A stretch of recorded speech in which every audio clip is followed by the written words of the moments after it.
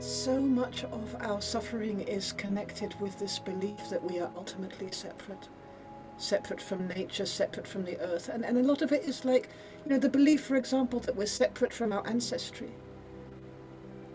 from our parents and from our parents' parents and from their parents and from the uncles and the aunts all the way back to the dinosaurs. This belief, it really is an illusion. We don't have to look at far beyond common sense to see that this is an illusion of separation. We didn't come from Mars, or we weren't found under a rock. We were born of humans, as a human form. And even the one that might believe that it's separate is in an inherited pattern. It's a belief system that we inherited from our ancestors, that got it from their ancestors, going back at least to the Victorian age. Maybe not that much further in its chronic form. The belief that we're separate from the physical earth, from the trees, from the environment, that somehow we're alive and it is dead. That somehow we're intelligent and it is stupid.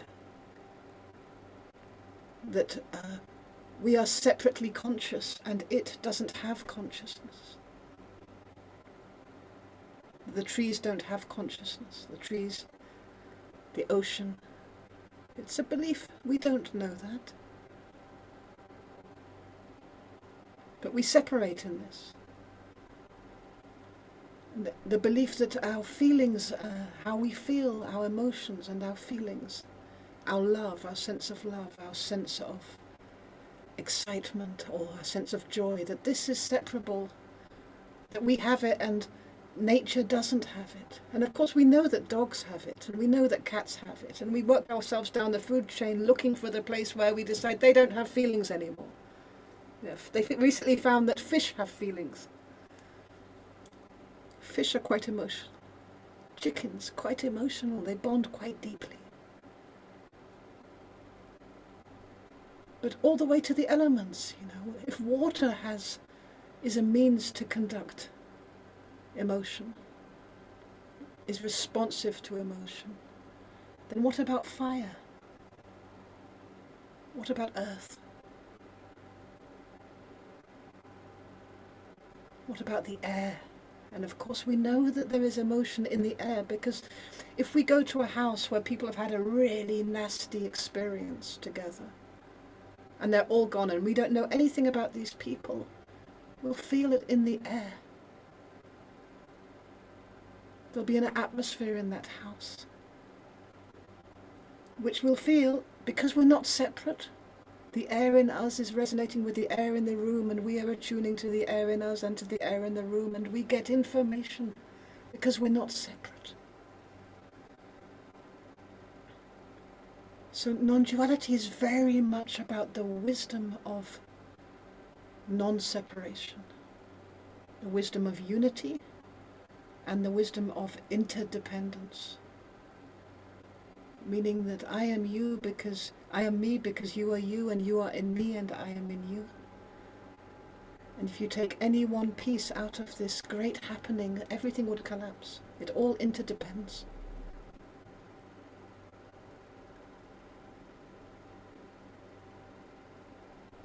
I can say, okay, I'm going to go be totally independent. I'm not going to vote. I'm going to call myself Georgina Pure Awareness. That will be my surname. Or Pure first name, Awareness second name. But I'm not independent from the people that are bringing light to the house, from the electricity grid. I'm not independent from the sewage system or the people that take the garbage. I'm not independent from the people that deliver the food. And I could go completely off-grid, and then climate change will hit me. And I realize that I'm not independent from the effects of human behavior, and I am human. And so was my ancestry, which I'm not independent from, not separable from. So, between independence and dependence, our whole society, Our conditioning is very much oscillating, and every relationship is very much oscillating, including relationships we have with our clients. And here the wisdom of interdependence is quite important, as it is in determining our attitude throughout all the different areas of experience. For example, if I feel pain, then I want to feel pleasure, but the very experience of pleasure is a function of the existence of pain. It's a sliding scale.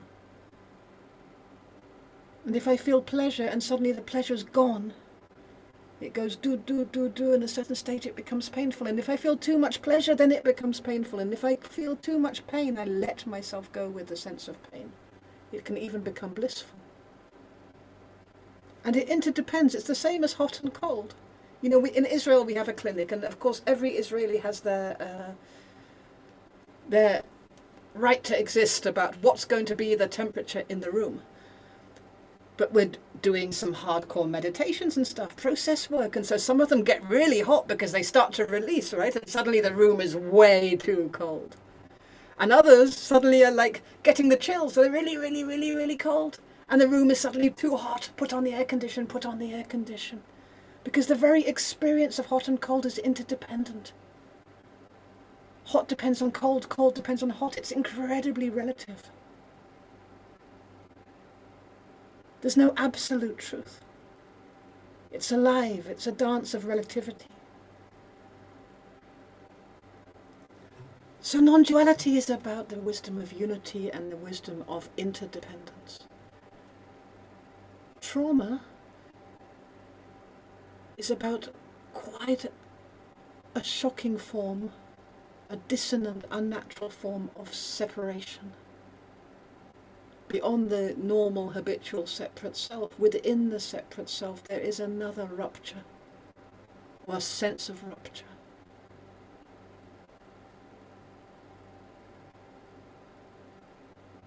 Something happens which doesn't fit in. An experience happens which doesn't fit in with normative reality, with experience as we know it, the experience that everybody shares, the commonplace field. Something's happening in the field of experience which is impossible to integrate. And what does that mean? It's hard to talk about. It doesn't have a context. It doesn't have a place. And it's not just the happening, it's the way we feel within the happening. Something gets separated off, something gets cut off, and of course, ultimately there's no separation, but what's happening is the field of information, the flow of information is blocked in that moment.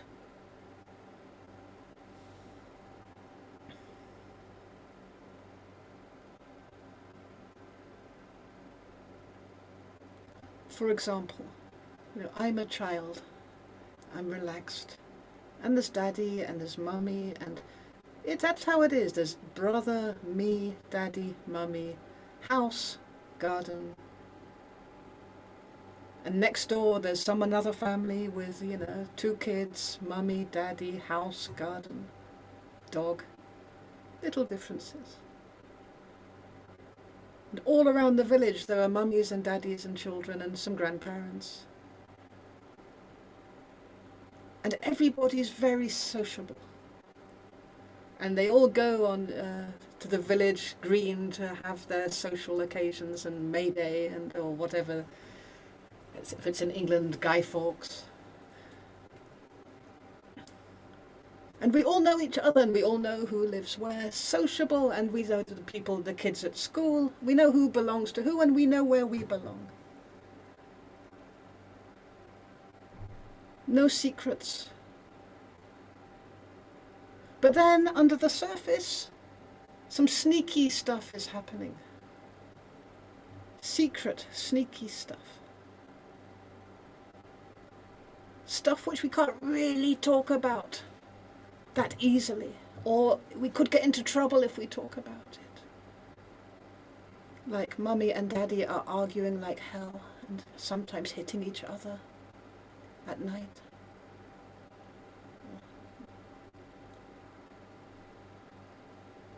You saw daddy kissing auntie and they slammed the door in your face.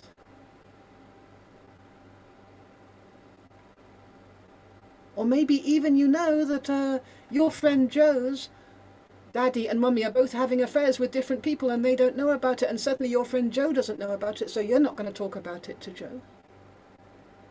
Because it doesn't fit in. It's not part of the regular consensual reality. It has no right to exist, this layer of experience. Meaning it shouldn't be conscious. It doesn't belong here.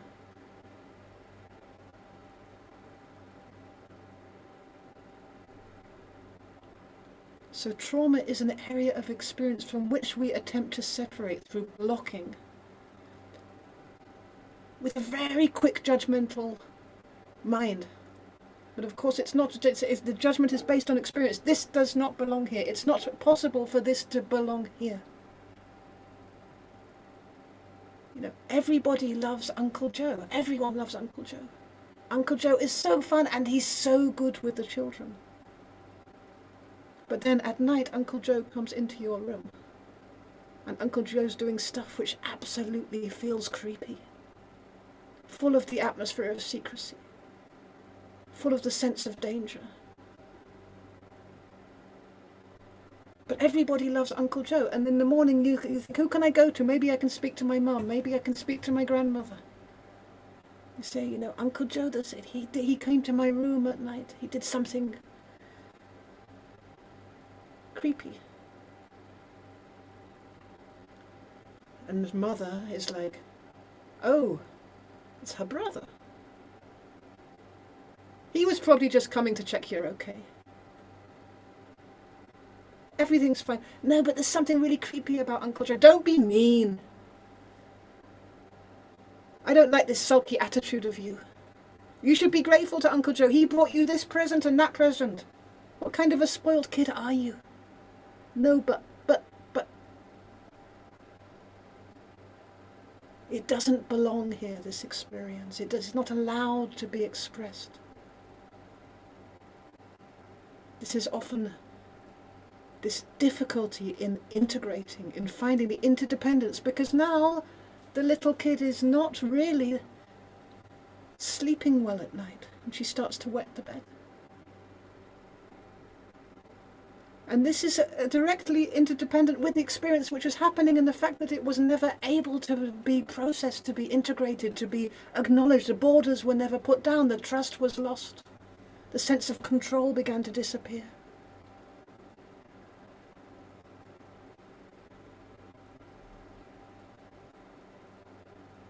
So trauma has so much to do with separation. Separation from information, and information is experiential information. It's how we experience. So this experience, these feelings are not allowed. Because at the core of ourselves, we're not analytical, especially not when we're in a state of shock. It's a reflex of the body which is learning, the nerve system is learning, that these feelings are dangerous. This feeling of forsakenness, this feeling of violation, this feeling of confusion or horror, it cannot find words. It's dangerous to bring it into the light. It's dangerous to admit that we need help. It's dangerous to ask for help.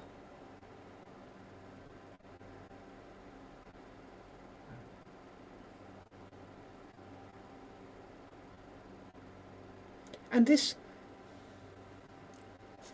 danger feels like a threat. It feels like a kind of field with a little bit of dread in it. It's threatening. It's a threatening vibration.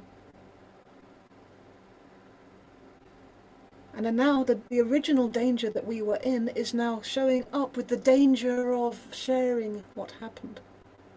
the danger of trying to integrate this, the danger of even touching this place. It's surrounded with these smokes of danger, of the feeling of danger. So the nerve system begins to consolidate. Okay, we don't go to the dangerous place. But now the dangerous place is the place where the healing would have been.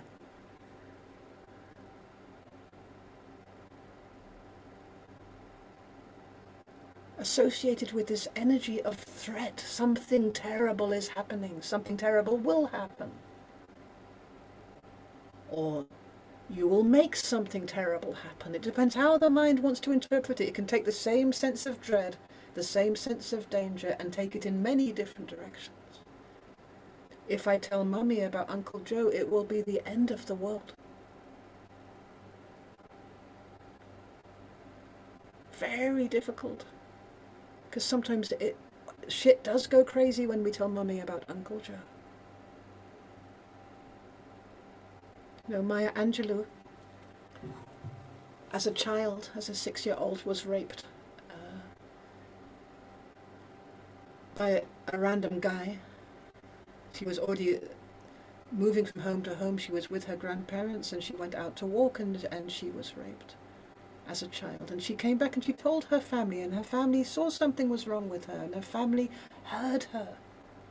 But then, until then, everything was moving all right, but then they decided they couldn't contain their own rage at what had happened, and they went and they killed the guy that had raped her. And she heard that he was found dead by the side of the street. Now for her, the victim, this was where she became a murderer. And she stopped talking altogether. She became mute. She's a famous American poet, Maya Angelou. So she stopped talking, she became electively mute. Because this is the secondary trauma, the trauma on trying to integrate the trauma, where she was, in a way, raped again. But now by her own family, because the effect of her speaking meant that a man lost his life. But it was never about the man, it was about her experience, not his. Killing the guy didn't take the trauma out of Maya Angelou. It didn't take away the sense of horror and violation. It actually added to it. It spread it. And the beautiful side of this story, according to her, and this gives us a little sense of what trauma is good for, is that in the 4 or 5 years that she wasn't able to talk at all, she read and she read and she read and she read Shakespeare and she read Descartes and she read every single book she could get hold of. And then, in her own words, she said, when I started to speak, I never shut up. I had so much to say. And so she credits it partly for her literacy, for her becoming such an incredible poet and writer and activist. Out of the bitterness, something sweet appeared. Out of being cut to the core, something incredible was able to show up through the rupture into the world, which has benefited all of us globally.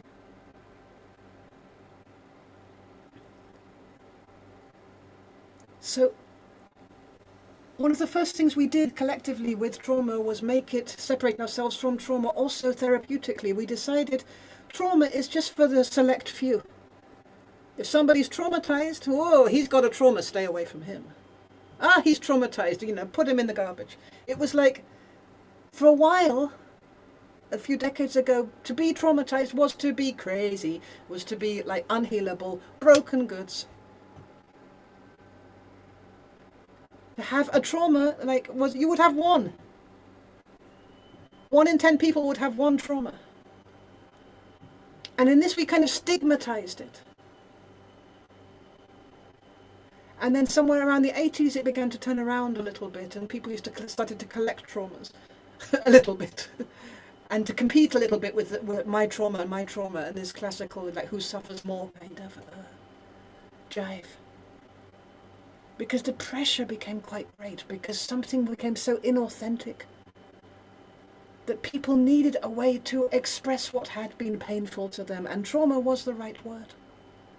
But still, It was still, until recently, and really the past 5 years, used as a way to reject ourselves and others. I don't take him seriously. He's traumatized.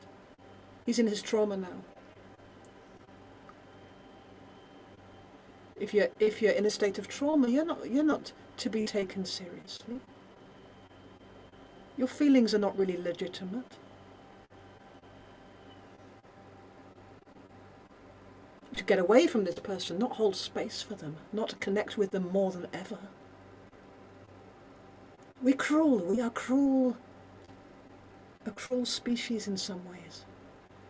And thanks to Gabor Mate, partly, who stands on stage and basically undresses himself in his vulnerability and admits to horrific things like, as a surgeon, leaving the patient on the operating theatre to go and get the latest CD, music CD to feed his addiction, shamelessly wearing and expressing his ADD, being able to resonate, let the energy of trauma resonate through him as a living trauma in such a way that everybody begins to be able to connect through that energy of trauma, that felt sense of trauma, with where they are traumatized and they never even knew it. They became so numb.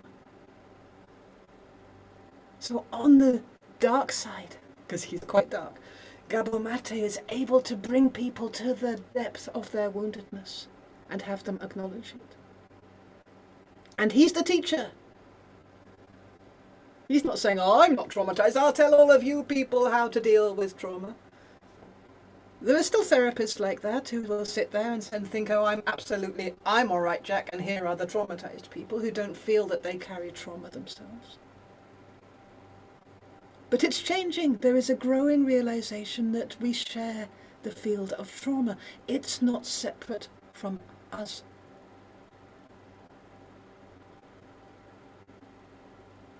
Nobody is free of trauma. Nobody is a stranger to trauma.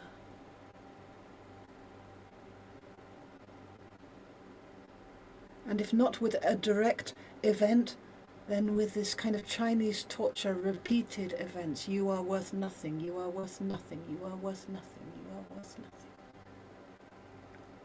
nothing.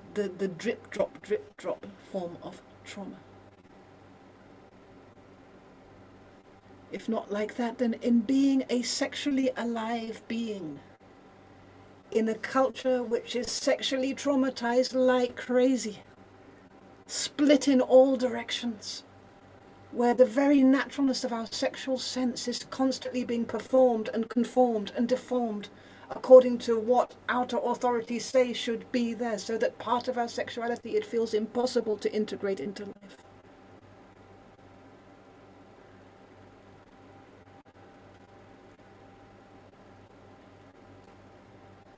So we are part of a pioneering generation where we are beginning to open the questions of what is it when we talk about trauma. And we begin increasingly with the admission that we all know trauma, that we all have trauma, or trauma has us. We begin increasingly to share what it feels like to experience a state of trauma. Now, this really, really matters. Because remember, trauma is where an experience gets separated or blocked off from the whole. So a set of feelings, emotions, the way we felt is not allowed. And increasingly it becomes possible to share the feeling, those feelings, the way we felt. Including sharing paradoxes like this incredible sense of isolation, which is in trauma. We can share it with each other. We can recognize it in each other. It's a non-dual field of isolation. We're all standing in a pool of it.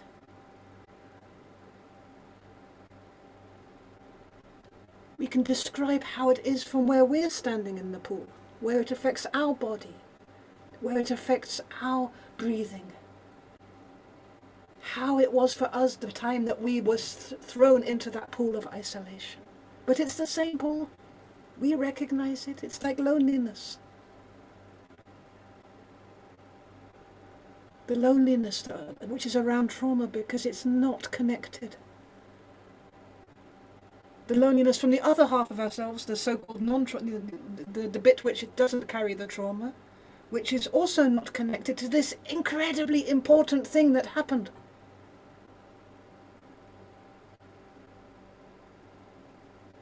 If we could just cut off the trauma and forget about it, it would be great. But we miss something when we have a trauma. We almost long for it. We're compelled towards it. We're secretly yearning for it because something very truthful happened when we were cut to the core in our personality, when something was ruptured. Something was also seen.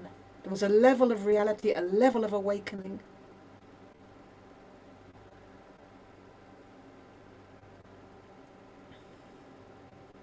So the loneliness, this field of loneliness, we can put it through the British Parliament and talk about the horrific statistics in England of the epidemic of the pandemic of loneliness which is out there. But actually, we open a conversation of how it feels to be lonely, and we can compare how it is for me to be lonely, how it is for you to be lonely. What is this loneliness? How does this loneliness work? How is it to be loneliness together and not deny it? The loneliness in me sees the loneliness in you. And when we look at it collectively, the loneliness of humanity in this universe, just now beginning to think, could there be other forms of life? It turns out the UFO stories are true. The Pentagon admits it now. So maybe we're not alone. Maybe humanity isn't so lonely after all. But at least if we can feel our own loneliness, we can then open up again the connection. This lonely creature called humanity, lonely from the earth, lonely from God, lonely from other forms of life, lonely from the universe. See what a unifying thing loneliness could be? So in the conversation about trauma which is happening, but what's coming forward is a lot of modalities of how to work with trauma. And what we want to do in this course is really from the depth, and we'll come back to it again and again, is look at it from the non-dual perspective. And the non-dual perspective will ask, what is trauma? What is the field in which trauma is happening? What does it feel like? What's the pathway? What is trauma really?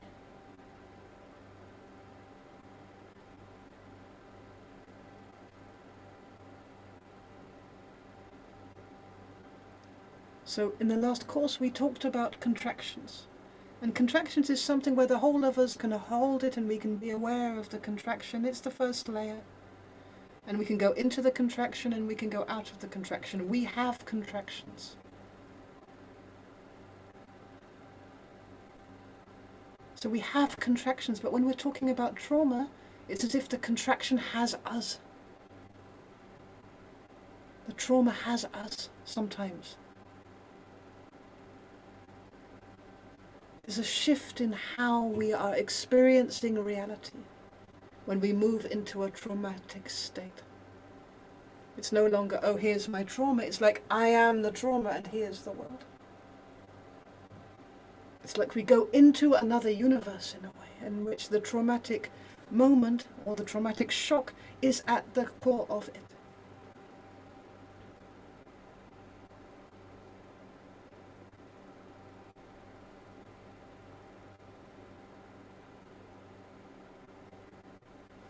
So what does that look like? We're walking down the street, happy as Larry, feeling a sense of naturalness and trust and well-being.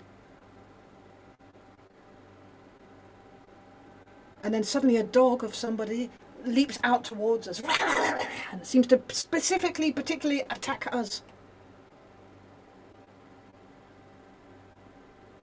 And we find ourselves suddenly, boom, gone into a place of like insecurity and terror and danger. And it's like nothing, suddenly we've gone into this place of like the world is a dangerous place. It's not safe to be here. Dogs are really, and the judgmental mind will start coming. And but people are saying, no, it's all right, he's just a friendly dog, everything's okay. So we fall back again, and it's like our reality doesn't have a right to exist, and a little bit we close down, and we don't quite know where to put our feelings and our emotions, and we go quiet. But there's also a grandiosity about us, because we know what it feels like to be attacked by a dog. Nobody else really knows. We know dog aggression. There's a superiority in it. There's a separate sense of separation and a kind of disconnect from others in our separate truth. But the field of trauma is actually us walking down the street happy, natural, relaxed, in a state of well-being. That's where the trauma happened. The trauma isn't the event.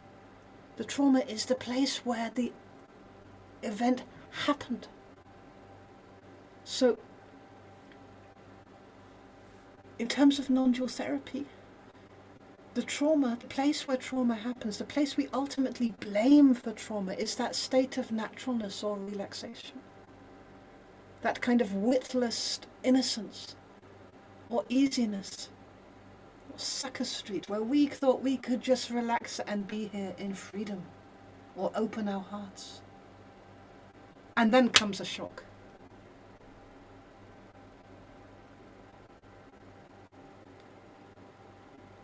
So let's take an example. Because if we leave out these qualities, we're not touching trauma. We can't just deal with trauma, with the thing that happened. Oh, I'm going to give you dog therapy, exposure therapy to dogs and all of this. If we exclude the place where we were maybe loving dogs before we were first ravaged by a dog, if we exclude that place of naturalness where we were, in which the trauma happened, the territory, the non-dual territory, the place of well-being, the place of softness and openness in which the shock occurred. If we exclude the place where the trauma happened, we're not healing trauma. We're a little bit perpetuating it.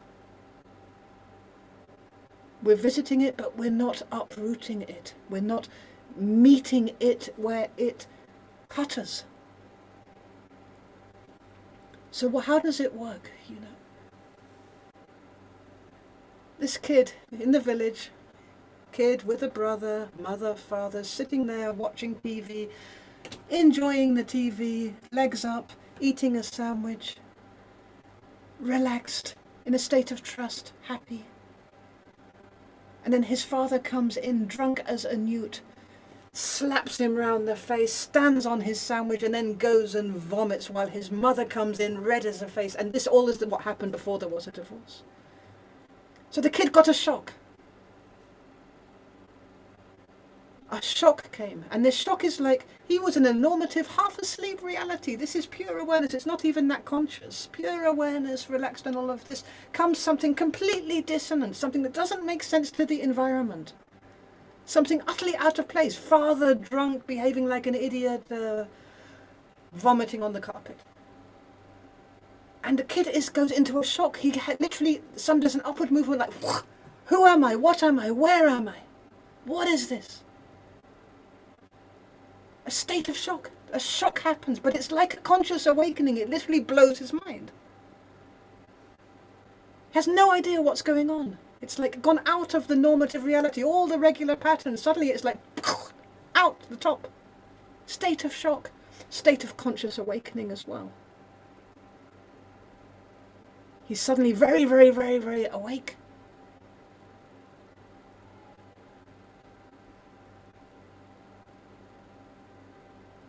But there's things there which are impossible to digest. Snapshot of his father's face, snapshot of the vomit. There's a whole load of information, but it's almost too much to take in because he's outside of his mind now. He's in a witness position. He's consciously witnessing. Pure shock.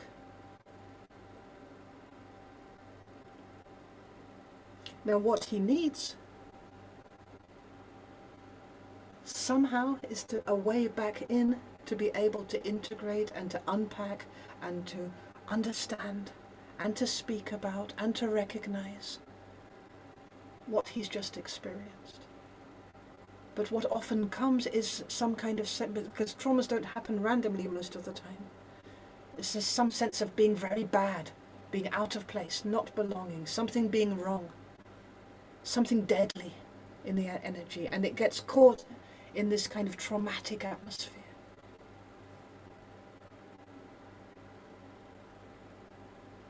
So now in this state of traumatic atmosphere, nothing is safe anymore. He comes back into his body, mummy cleans up the vomit, they go back to regular day. Next day, daddy's a little bit hungover, but everything is going back to normal. But this is dissonant. What was that? This horrific thing that he just saw. So how can I make sure this horrible thing never happens again? The whole nerve system, the whole mind, it wants to preserve. How can I make sure this never happens to me again? We're allowed to be selfish. Even if I don't want to see my mother violated again, because this happens to me, that I have to see this, that I have to know this. How can I make sure that this doesn't happen again? Why did this happen? Why did this happen? So the mind traces back. Why did it happen? Especially children, they think they're the cause of everything. Why did it happen that my father showed up like this and I suddenly had this shocking experience, this shock? So it traces it back. Why did it happen? I was there. Father vomited, let's go backwards. Yes, father looked at me and screamed and fell over and put his foot in my sandwich. Yeah, go back. What was it before that? What was it before that? Why did this random thing happen? Oh, I was sitting there totally relaxed, in a state of trust. This is why it happened. This is why I got shocked. It's because I was in a state of trust and relaxation that this thing happened. If I hadn't been relaxed and in a state of freedom and seamless awareness, if I'd been consciously vigilant, I might have been near the door. I could have seen Dad coming. Maybe I could have seen him drinking. Maybe I should watch out all the time. It's because that poison that I relaxed. Relaxation, non-dual quality, naturalness, non-dual quality, well-being, non-dual quality, ease, being at ease, non-dual quality. Because of this, the shock happened, the bad thing happened. So now, for the child, there's an invitation. He's already like 18 years old now, and the kids are saying, hey, chillax, chill, let's relax together. There's a possibility of relaxing.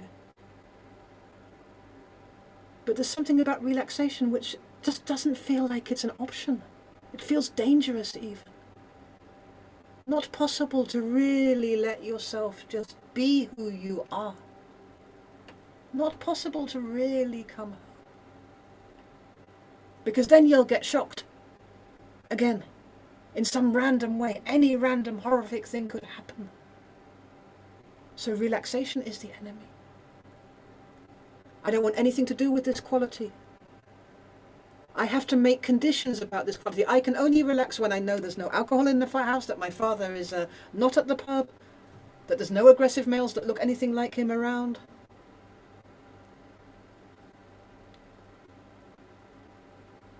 So another example is with innocence.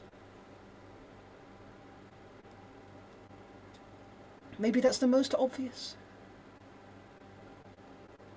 Innocence or purity, but we leave the purity and the sexual abuse aside because that's hard. But innocence. I got ripped off because I was so innocent. For innocent reads stupid. Sucker. Naive. We blame our innocence because as the reason why there is theft, why we are stolen from, why we get fleeced. If we hadn't been so innocent, it would never have happened, the terrible thing. So we should never be innocent. We can be innocent, but we have to be very, very, very accusing in our energy. Search out where the danger could be. We can't just be innocent. Can't just trust. Another quality. He was too trusting. That's why.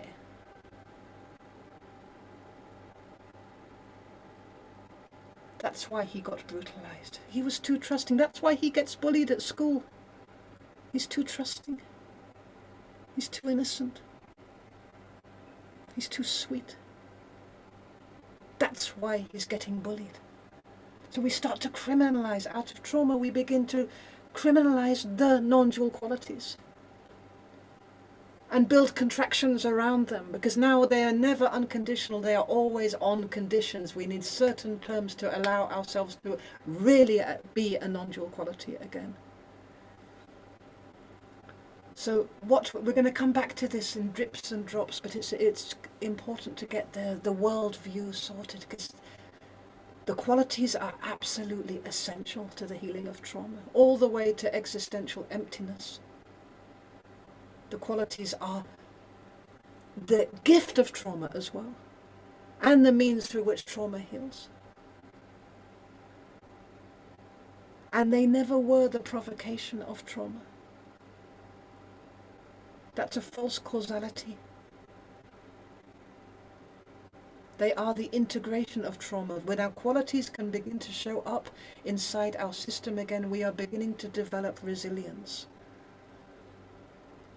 Resilience means that we do not deny the trauma, we're able to speak about it, we're able to let it be of service to others, we're able to access the emotions, but now we can carry it. It no longer is owning us.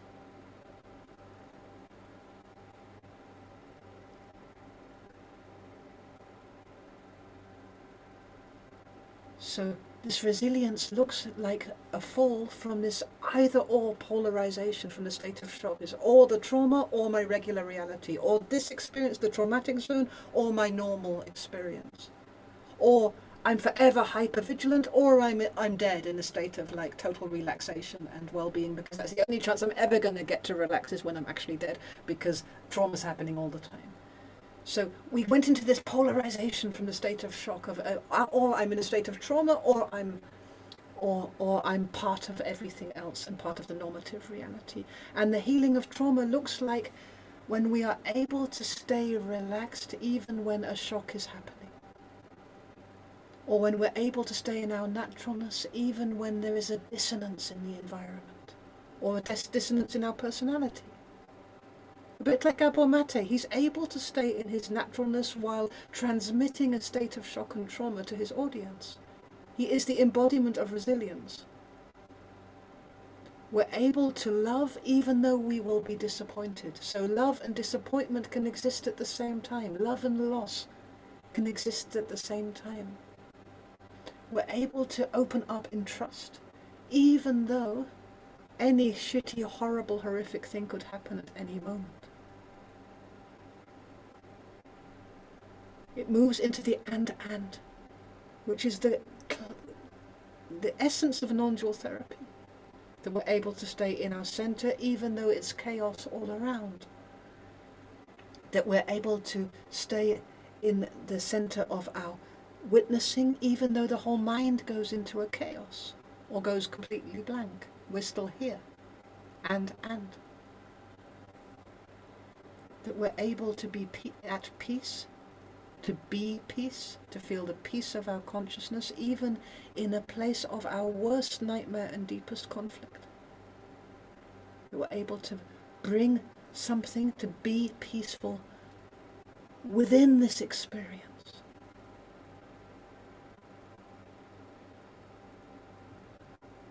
That we're able to stay truthful to ourselves, to keep open the sense of truth.